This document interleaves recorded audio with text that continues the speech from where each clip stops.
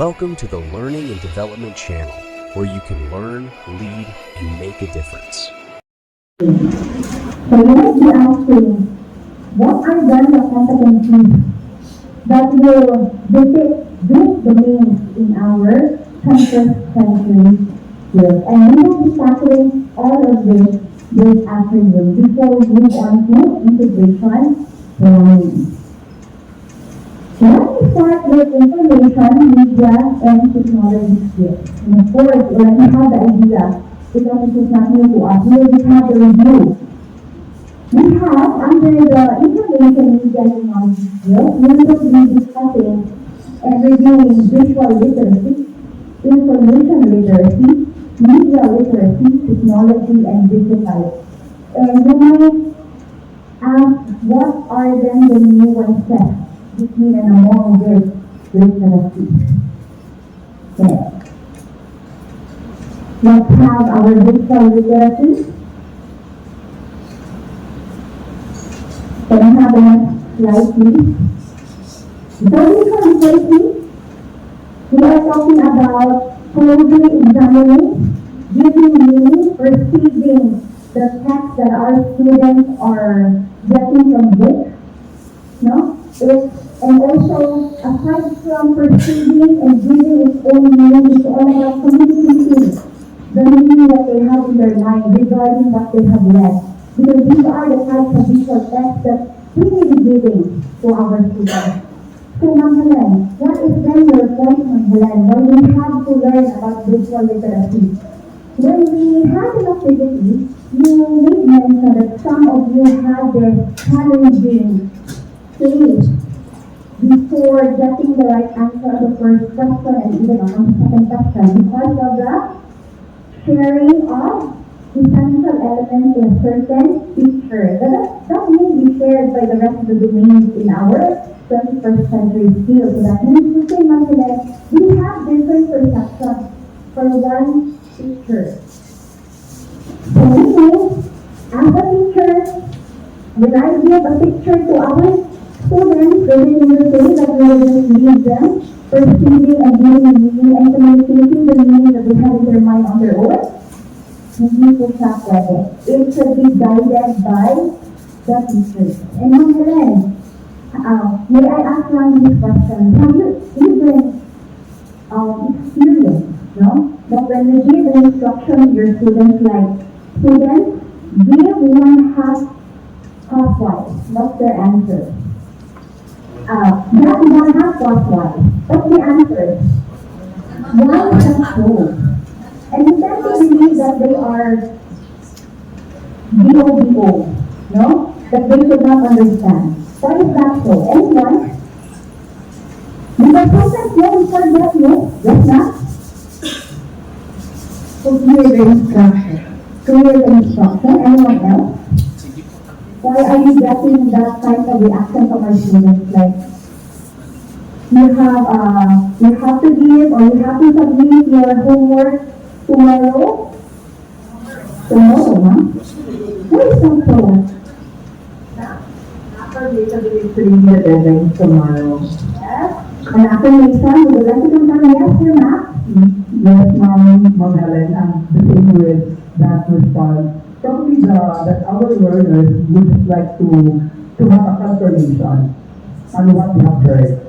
Probably because our learners are more visual than compared to being auditory. Exactly. So since we have not seen anything, we only have heard it, we want them to be confirmed on their understanding if that's really right.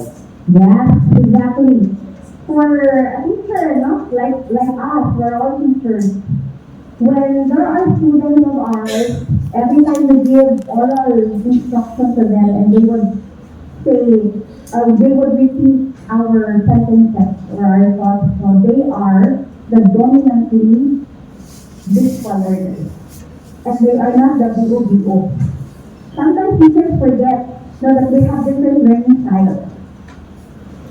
So that means to say, when we give instruction, we have to cater to our visual learners, we have to cater to our auditory learners, and we also have to cater to our kinesthetic learners. So these students who tend to repeat their instructions are basically the dominantly visual learners. And that's exactly why we need to study visual literacy.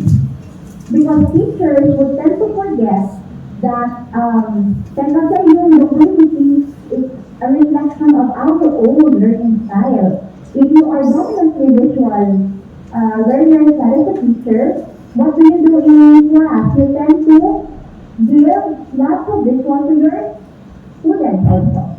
That you tend to forget how to cater to the auditory learners. Diba? Who among here, mga wives, no? Who would love to be given love letters by their husband? Yes? Good. Wala, isa na. Tayo na pong dalawa, ma'am. Tayo ng dalawa, yes. Because we are dominantly visual. But mind you, your husband is not visual learner. They don't write letters. They are kinesthetic, or they have another love language, or they can express their love to be through service. So it's very important also na different husband and wife that you know the learning style of your wife and the learning style of your husband. So that you can, meet halfway. Your husband service your love language ikaw visual learner, you wanted to be given love letters, things like that. So, yun yung pinag-aawayan ng husband and wife. In the same way, in the classroom, you have to also learn to know your students. How many of them are visual and how many of them are auditory learners? Because it is only then that you know them, you can tailor-fit your instruction, tailor-fit your strategies and approach. Because the auditory learners, if you can observe in your classroom, when you tell them, I will give a class in 10 minutes, you have to review. These are the students who loudly study, They have to say it out loud. They have to pronounce every word. For their brains to have this, for the words to sink in, and review. But the visual learners are what? The silent type. You just read the test and they can understand already, they can review already. Which is very opposite to auditory learners. So, ang mga bayi, at the same time, dominantly auditory. Why? We keep on reminding our children, do this, your husband, do this. And they are dominantly visual. So, hindi kayo mag-aabot. Okay? Sige. So, the same way here, visual literacy. That means to say that as teachers also, we have to facilitate. We have to cater to the visual needs, visual instructions ng ating mga visual learners. Okay, so who are these students? These are the students who can recognize meanings in pictures and symbols. They can interpret traffic signs for road safety. These are just examples. Interpret maps, describe physical features of a location, explain the processes, and analyze messages from artwork. So, what's the visual activities we give for visual literacy? Actually, we're doing this already inside the classroom. We're not just fun sheets, that this is already an advocacy for visual literacy. Okay? We give pictures, we tell them how you perceive the pictures, so visual literacy yan. Okay, let's move on to another competency under information media technology. We have information literacy. Every time, when we talk about information literacy,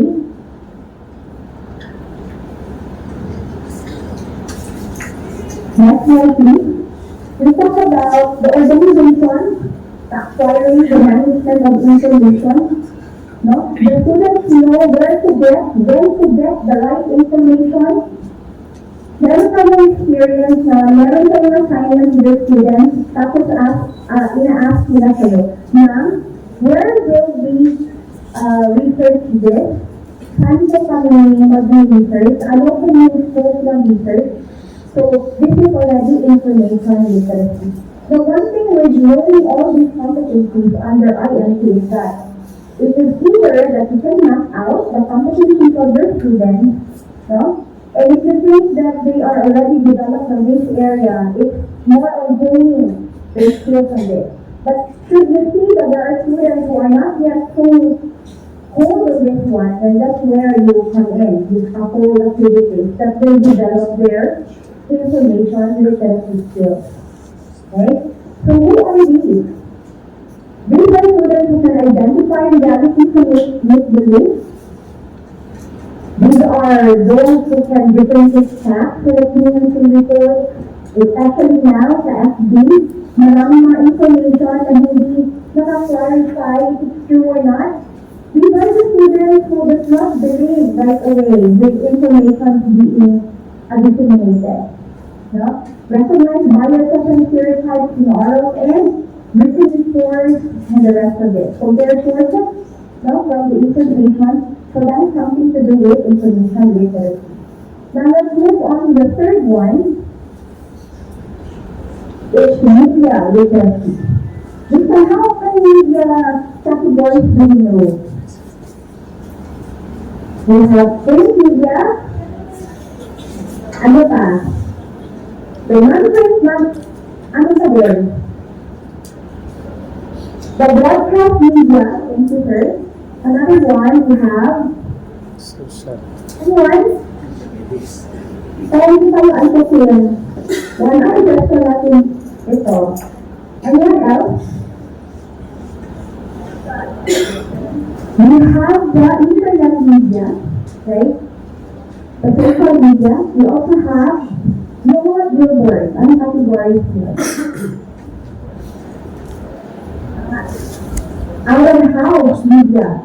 So these are the categories of media, and of course the literacy that revolve around this media is social media literacy. How your students, no, present the report, how you deliver the curriculum to them using media literacy. So what's the implication of this media? So, kailangan si teacher knowledgeable and very literate also on media. Because the tendency of the students while you give them their assignments and performance tasks, no, napaulit-ulit na lang. Hindi sila nasanay yung ibang media na assignment. Like, pwede ba silang magbuo ng vlog, no? Pwede ba? No, so internet na media na channel, pwede rin ba yan? So your performance tasks, why not? Various ways, no, of giving out tailored na mga strategies and instructions for our students. And these are the students, no, who can explain the topic. So effective mobile media presentation who are very expert on the legal issues, no, on the copyright, intellectual property, the laws, and issues related to the use, the organization, and the capturing of the information through media channels. They examine also data presented in weather reports. These are just bad examples of whether or not your students are really literate in terms of media literacy. We compare and contrast the ways in which media cover the same event. Okay. Descriptive, persuasive, techniques in advertisements, create blogs, yes. Analyze arguments in an editorial, media kasi yan. So anything, activities that you give them, that you create for them, that will require them to use media, that's already advocating media literacy. Next, we have technology literacy. I think you already have the idea, no? The technology right now, sa anong industrial revolution na po tayo at this moment, we have AI already existing. It's already the fifth industrial revolution. That means to say, when we talk about technology literacy, We are also considering the first, second, third, and fourth na technology. But what we have right now is already the best because we are already embracing the existence of AI. Okay. And what are these thoughts for technology literacy? It includes the responsible use of appropriate technology, the access, the management, evaluation, and they integrate it to create information through the use of technology. So kanina, hindi mention lang information technology. That's how they capture information from different sources. But this time, they are using technology to manage, to use, to access the information. Okay? And these are how we do it. They perform numerical data computation. They have auditors. They annotate key details and manipulate measure tools. So yung kanina, because all of you were able to access Mentimeter right away. That means to say, we are already technology literate. And that is of great impact when we are teachers, when we teach students. Okay. And we have our digital literacy. This time, because we talk about digital literacy, it's no longer, we no longer welcome the technologies of the later industrial revolution. We are embracing now the AI and all the digital networks and mga websites po natin that has something to do with now the digital network, the digital literacy. So wala na po yung manual, digitize ng lahat. So next slide please. It involves the ability to define, access, integrate, create information using digital technology. Okay? And we all need people. These are the people who can identify digital applications. They can explain information privacy, the Data Privacy Act, for example, the data breach, we already know that. And organize online resources through bookmarking tools. And they have already documented in online or other learning management systems. Okay. So we are done with the first. Now let's move on to the second one. We have learning and innovation skills for the second domain. So what are the competencies under learning and innovation skills? We have creativity, openness, critical thinking, problem-solving, and reflective thinking. So very self-explanatory, but we have to try to see what are the activities and who are the people who are so developed on this domain. These are some of the abilities where learners think critically, reflectively, and creatively, because we wanted to ensure that they become innovators themselves in the future. Okay? Let's have creativity. So let me ask our teachers, our school heads, how do we usually call out from students creativity, competency? Can we have a sharing of experiences, like it's relevant to your subject matter and you wanted to call out how creative your students are? Any sharing of experiences? How did you do that? How did you call out the creativity of your students? Dito tayo sa kabilang banda. Anyone from this part? From this side of the room? Any experiences? As a teacher, I can call out the creativity of my learners that I'm in class that would promote their creativity at the stage by allowing them to present output, for example, using project-based approach, where you could present your output, presenting your creativity. Any other experience? Recently and innovative? Yes, the concentrator. The willingness to continue and yes, also the critical thinking, the ability to analyze and be appreciative on the thinking of your students and thinking and reflective thinking. Because we are very, I was familiar with that have already done a lot of activities in the classroom on this one. Yes, the creativity, we just need to let them elaborate, express their thoughts in a very novel way. And for critical thinking, you also let them conceptualize or what? How do you do that in your classroom on critical thinking? Especially those who are taking science, who are science majors here. Ako din sa taas, I think. And we have to analyze and interpret data, and from the data, we have to get information from the data that's already advocating critical thinking. We give them inferences English teachers. Yes. We also ask inferences from our students.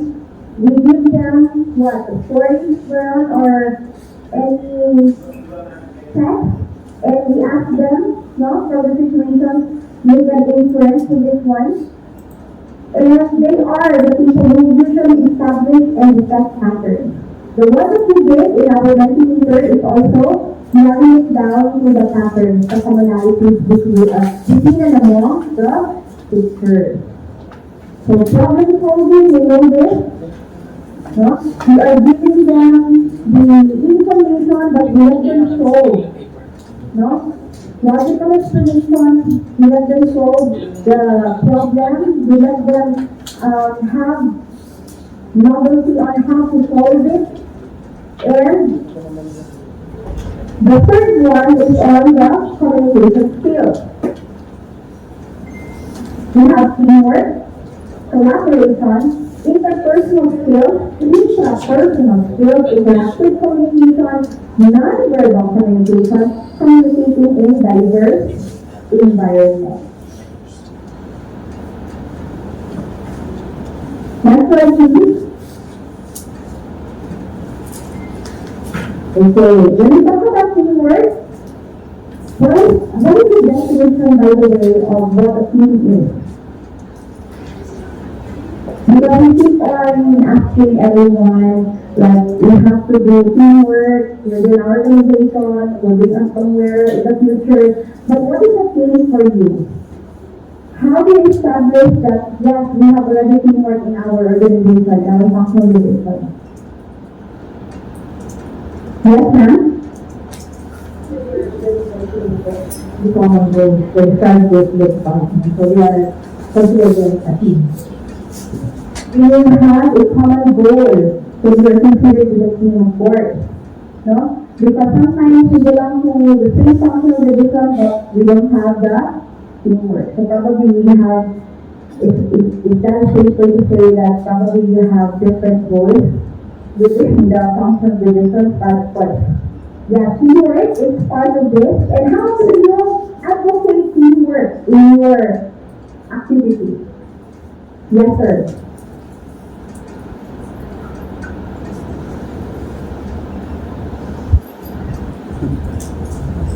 There's a phrase that says the definition of a team is together everyone achieves more. But it can only happen if everyone is doing his part of the task. So if everyone is keeping the time, wala tayong natatapos. So someone will be keeping the time, someone will be taking down notes, someone will be directing. So everyone should have a job to do. Everyone is doing it for the completion of the task. Exactly. Thank you so much, sir. And that we have to also connect that to the next one, which is collaboration. Here we own a different part of the pie. No? We have our teamwork and collaboration also. It's the capacity of the individual to really engage in what the team is doing. So, in our classroom or even in who are school heads here, may I have a raise of hand who are school heads? Wala. Teachers? Wala din. Supervisors? Yung iba, ano po?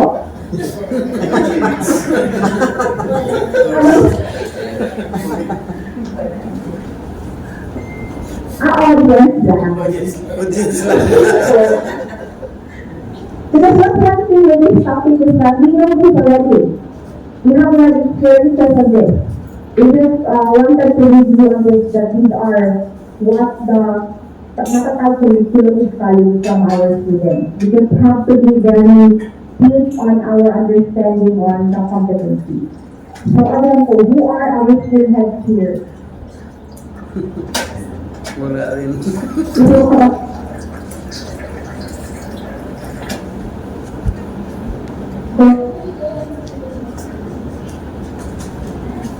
Nagsignal. Collaboration.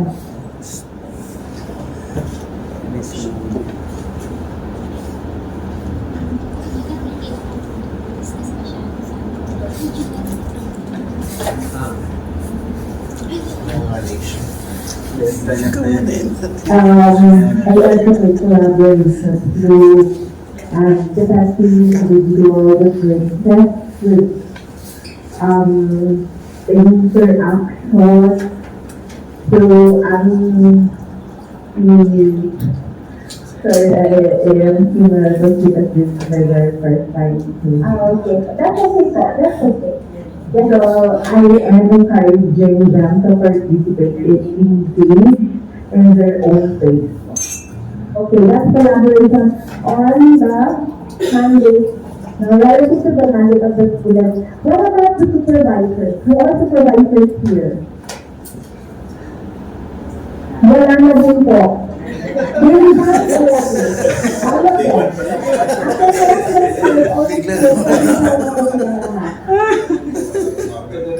Wala na. Supervisor, maraming supervisors po dito. Wala na. Anong subject ang ganda? How usually, Languages. collaborate? Yeah, okay. In our work, we collaborate. I advocate collaboration by acknowledging the idea of everyone that they can input into a certain plan so that we can work together. Okay. Sometimes we interchangeably mention the term coordination and collaboration, but what's the difference between the two? Because sometimes I coordinate with, but sometimes if we wanted to have a lab or we collaborate, we put something into the group's idea or output. So that's collaboration. And when we together one month, coordinating, you coordinate, you just have to, you have to breathe. You breathe to another group of people. Yeah, thank you so much. And that's exactly right. They have the teachers this time. You already heard from school heads and teachers and the supervisors. Not teachers. Master teachers. No master teachers.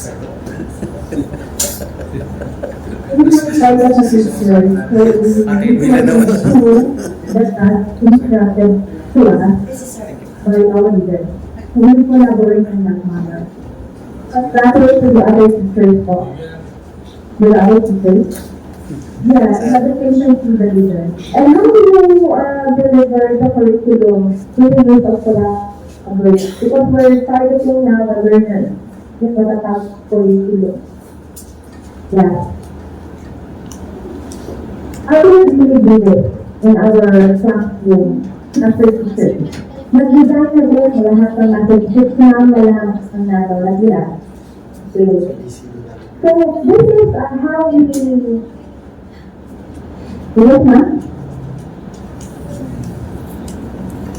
what is very the collaborative expertise for the student, and where our master teachers would be for the teachers in the department to share their expertise together, the best strategies that they can employ during instruction, and also try to look into the challenges and how they can respond to different challenges for the teaching. So that's for the collaboration. So, ma'am, yes, sir? Would like to share? Expertise it actually not one hour together. I mean, collaboration for me is actually a supervisor. It's horizontal and vertical articulation of competencies. Kasi basically, kailangan natin yung pag-usapan sa level of our subject matter for teachers and etc. Kasi yun yung ating magiging na goal.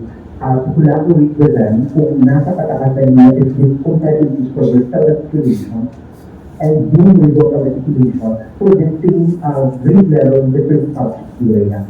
So kailangan sa FTES level natin may pag-uusap na natin. But we'd like to take note yan of some critical questions kasi isahin ko na yung pagkakalita ko dito. First, my question is, these 20% with skills, kanino pong framework ito na pinagbubutan natin? This is actually I'm thinking and actually I'm citing some important elements of our 21st century that technically for me, it's the multiculturalism and the multilingual concept. And actually, hindi natin kalilimutan yun kasi kinalimutan natin si mother tongue at mas sa debate. Actually, paglalaban natin of the concept. Kasi hindi pwedeng kalimutan ang pagiging multicultural sa lipunan na tayo ay binubuo ng iba't ibang islo. So actually, yun yung kailangan natin taiginin pang lalo sa MATATAG Curriculum. And hoping to see more at pag-uusapan natin yun sa mga susunod pang pag-uusap sa subject natin. Thank you, ma'am. Yes, so actually the multiculturalism is not part of the communication skills domain. It's in the life and career skills. So I think we can discuss that later. Okay? So thank you so much for bringing that up. Yes, multilingual. Yes, okay. So thank you for bringing that up. Okay, so let's move on to the interpersonal skills of our children, of our learners, of our students, and our co-supervisors. Okay? The interpersonal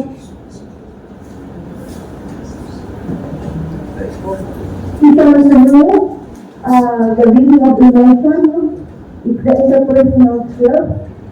Para sa school head at saka sa supervisors, kind of hard ang competency na ito. Right?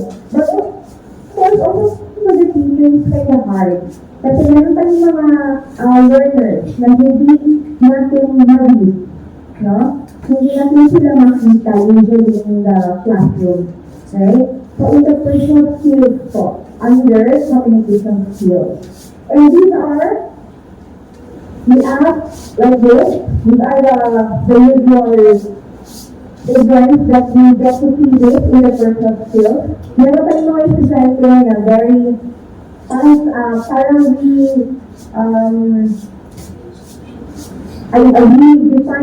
identify them as a talker, someone who usually starts a conversation. No? So, sila, very flexible with other children. And this time, we have the interpersonal skills. No? So, identify this as part of the communication skills. So, it's within the person world lang. How can you first okay. Ano yun naman po, if they cannot understand why they are feeling this way or that way. So, meron daw ganyan dito. Like, hindi ako maka-move on thinking about why am I reacting like this in this certain event. So, they really know themselves. Very, so ito sa ibang tao. Is there someone like this in here? Kaya, so maybe yung development ng skills na ito, it will take time kasi it's within the person kasi yung skill na ito. And this interactive communication, this focuses on building LSC skills, including the listening and the speaking skills. And children, no? If we want to develop them, we have to engage in expressing their thoughts and feelings. So in these teachers, when you do this, teachers will have, right? We have interactive communication, the oral, the listening skills. Yes, it's a very self-explanatory now. This one, non-verbal communication. Gestures and representation. Pathways to the lives of our colleagues, to our learners. Anong visual expression natin na nakaka-keep off para sa atin? Example lang. Many words from our bosses, but every time we get this non-verbal communications or gestures, it's kind of I'm hurt. This is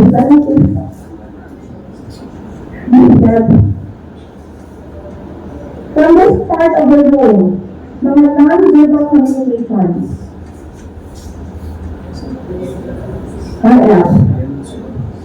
Yung mga non-verbal na natitip off tayo, especially because from our bosses. Pointing fingers.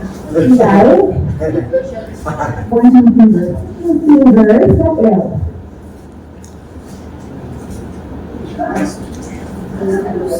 That finger. Ano pa? Poker face. Coming from our bosses, no? Poker face, what else?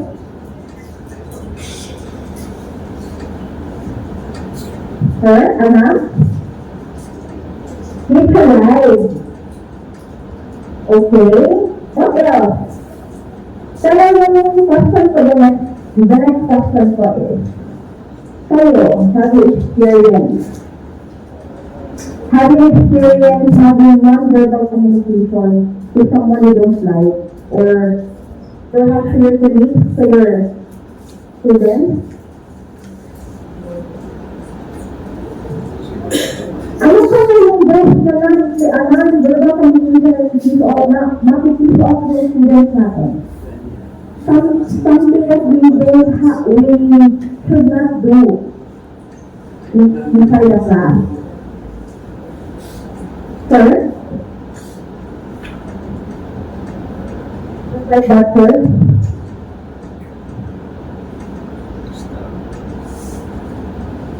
Makikita off ng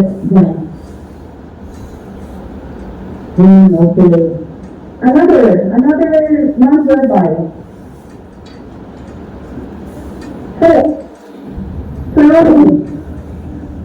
Sorry. Iba yung mata nila.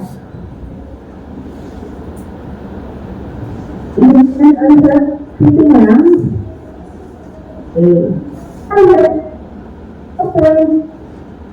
For discussing this manner of communication. What's the point of the communication of this?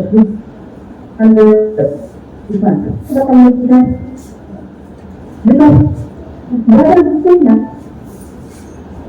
Alright.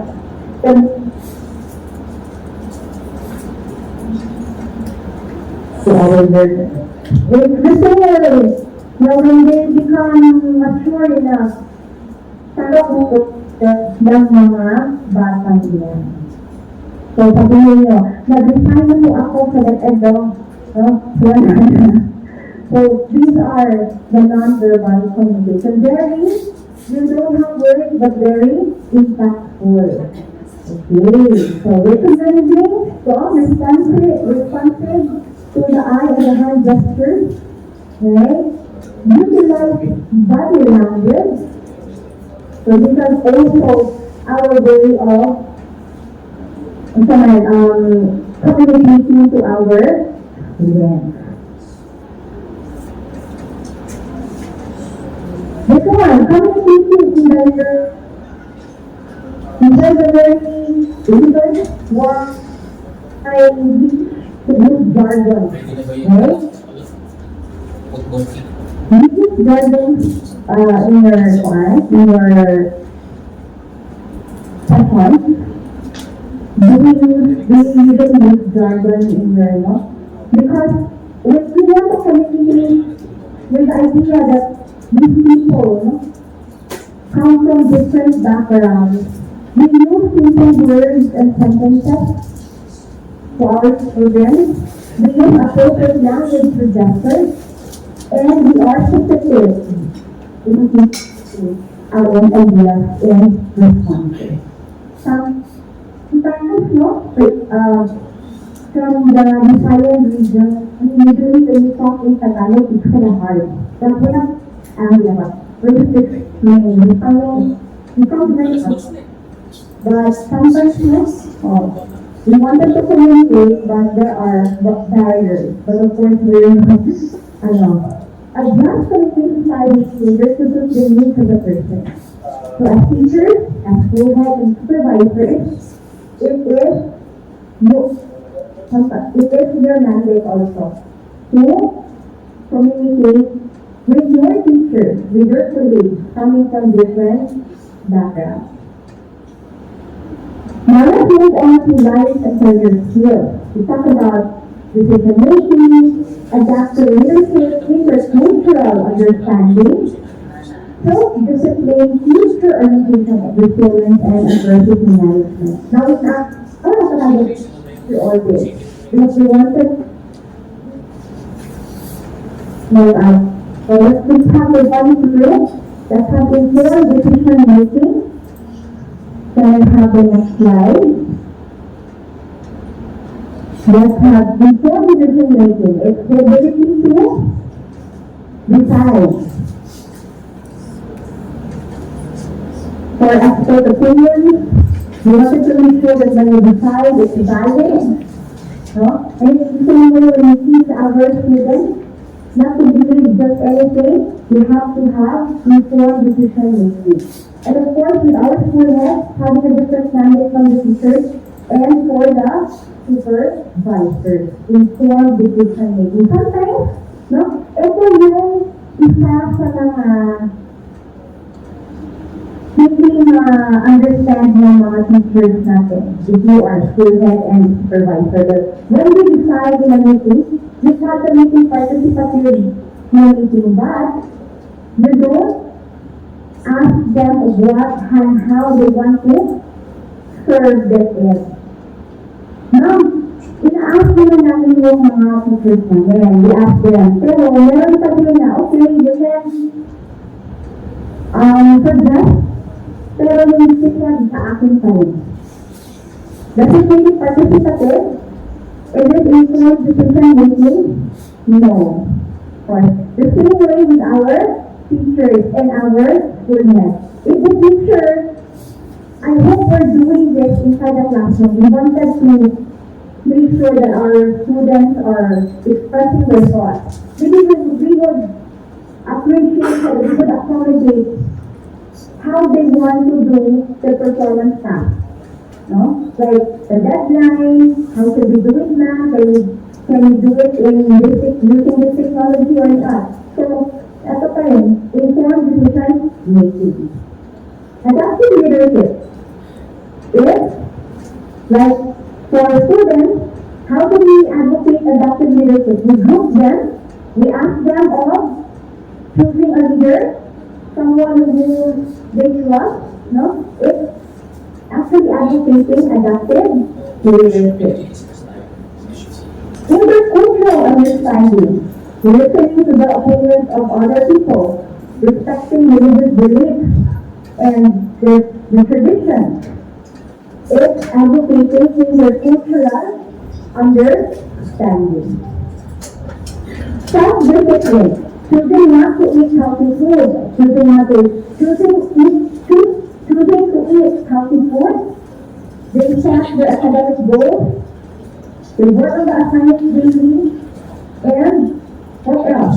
Self-discipline. Any activities that will avoid self-discipline, we may do that in our classroom. Future organization. How do we do that? Teachers, school heads, and supervisors. We let them show confidence. We let them show their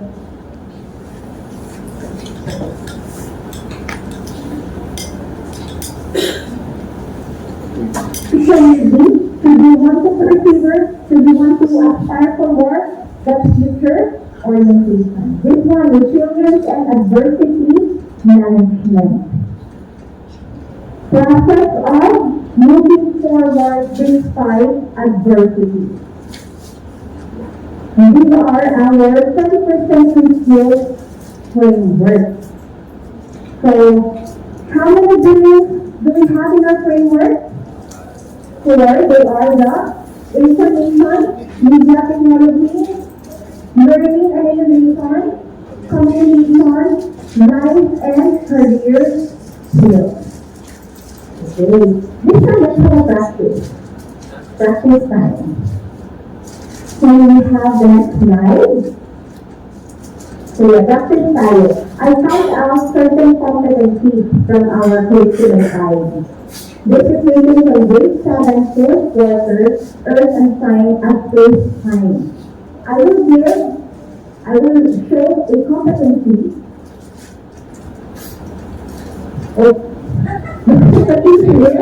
Use models or illustrations to explain how movement along faults generate earthquakes.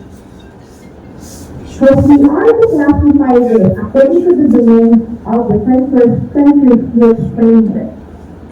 What is your answer for this? Let's have the answer.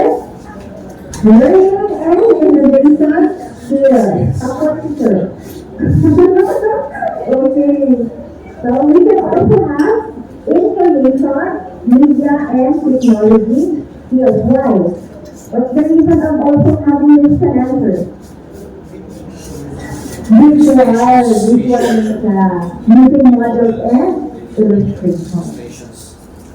Okay, hey, you got it right. Next. This is the competency taken from this 4 kindergarten curriculum guide.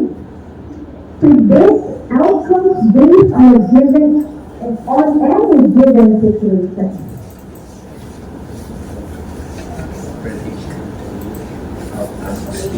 Want to try? Want to answer?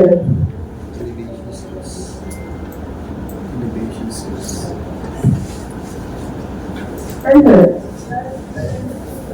Learning and innovation skills.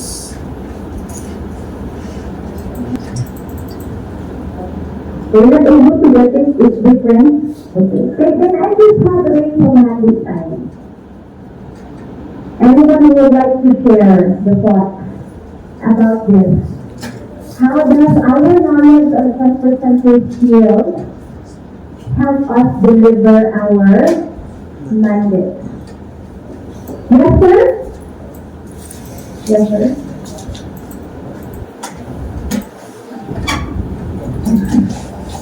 People don't get friends. Okay. Well, our knowledge of the 21st century skills is inherited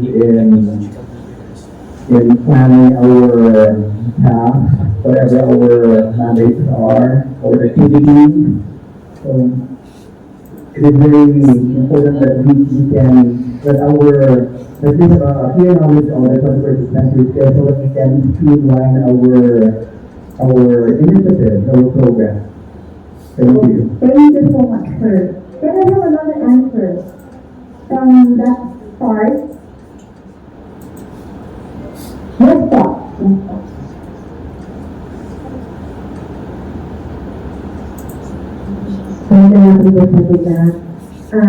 Itong kaalaman nito, using the 21st century skills ay makakaalaw natin na nakatulong ito na mas malinaw at magkakaroon ng interest sa ating mga to love our any particular subject that we present because for this case, magkakaroon tayo ng mga guru natin that they can have a lot of approaches using those domains that we can have and integrating all the learning area para ipapasok ng guro. Nangangalagal po na malaya ang guro na gagamit sa lahat mga domains at angkot lang po sa mga kompetencies na sinasagawa niya. At hindi sa lahat, magkakaroon po siya ng instruction niya at dulo na appropriate po sa lesson na kanyang ituturo. Hindi kaya malinaw at saka ang mga bata din ang mas lalong naiindigan dahil sa lang po, pinagaan po ang ating mga asignatura lalo na sa stage 1. Hanggang sa high school po, senior high school, lahat po ang mga bata natin, we go bring or learn ang kanilang itong asignatura natin ang mga mag-aral tungo sa teknolohiya ang kanilang nabisyan ngayon. Dahil sila ngayon ay mga kiki na po sa ating mga pamamaraan na sistema, lalo na gamit ang teknolohiya in every aspect of the domain. Thank you po. I would like to focus on the vision of the that is in between of Filipinos who passionately love their country and whose values and competencies enable them to realize their full potential. So meaning to say, we are our students when they go to our school, they already have their potential.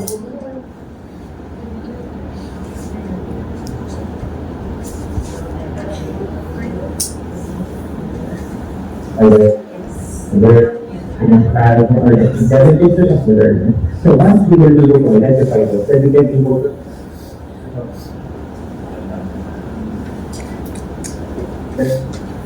do the development.